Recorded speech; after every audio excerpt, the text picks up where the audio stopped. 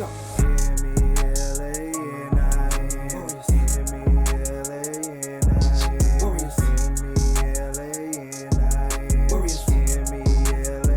Hey, what's going on, guys? It's boy KC Fowler, one half of the Fowler's podcast, host of the Melanin Warriorz podcast. I know I had to take a week off, guys, but I'm back, just like I told y'all in the last episode. If y'all seen it, I'm back with the ancient gods of Egypt. So we're going to talk about Sobek this time. Sobek has a very complex history and nature. He was linked to the Nile crocodile and was depicted as a human with a crocodile head. He was also linked on pharaonic power, fertility, and military prowess, and also served as a protecting deity using apotropaic qualities, or simply put, Egyptian magic. That's really all that was. That he would call upon to fight the dangers in the Nile. Even though he was worshipped like the rest of the old gods in the Old Kingdom, he gained his distinction in the Middle Kingdom from the years 2055 to 1650 BCE.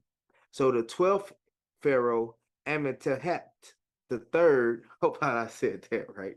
This pharaoh was interested in the Fayum of Egypt, in which is simply a region or area in Egypt. They also had oases and everything like that. It was heavily associated with the god Sobek. There, they built projects to promote Sobek, and they were often done in the Fayum of Egypt. So during this time, Sobek also went through a change himself. He's fused with the god Horus, and that brought Sobek even closer to the kings of Egypt. The fusion gave him a greater level of complexity to his nature and was brought into the divine triad with Horus and his parents Osiris and Isis, which was Horus' mother, of course, if y'all seen that other episode.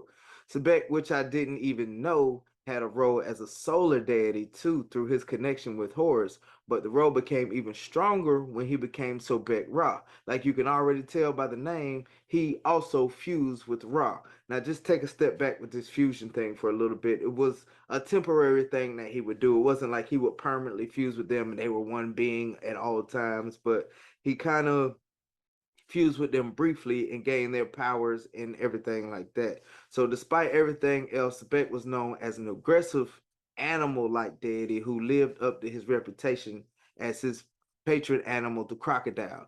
His nature was described briefly by the common epithets, Sobek being he who loves robbery and he who eats his mates.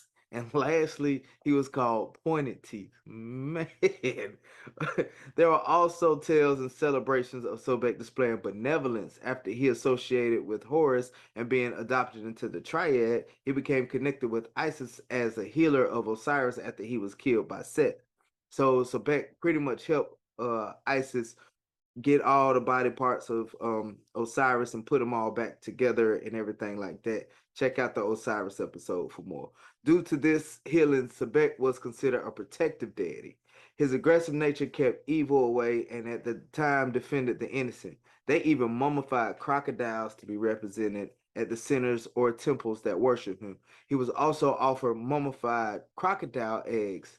This was meant to highlight the cycle or whatever, or the nature of his solar attributes when he was Sobek Ra. So the god Sobek was a very, very interesting, complex god of Egypt, and possibly one of my favorites, guys. I will be covering more of these amazing deities from the ancient Egypt time frame, and also other deities from other melanin cultures who believe something different, like the Orishas and things like that. So, but that'll be later on down the line. Let me know which deity is your favorite so far that I've covered, and who should I speak about next, whether it be from Egypt, whether it be from the Afro-Brazilian or whoever. Y'all just go ahead and drop some in the comments. Y'all let me know. Make sure you follow on TikTok, Instagram, Facebook, and y'all stay tuned because the Melanin Warriorz podcast and more LLC is up and running. So that means the merch is about to be dropping. The website's coming out real soon, man. So y'all just keep following your boy. And remember, if you don't stand for something, you're going to fall for anything. It's your boy.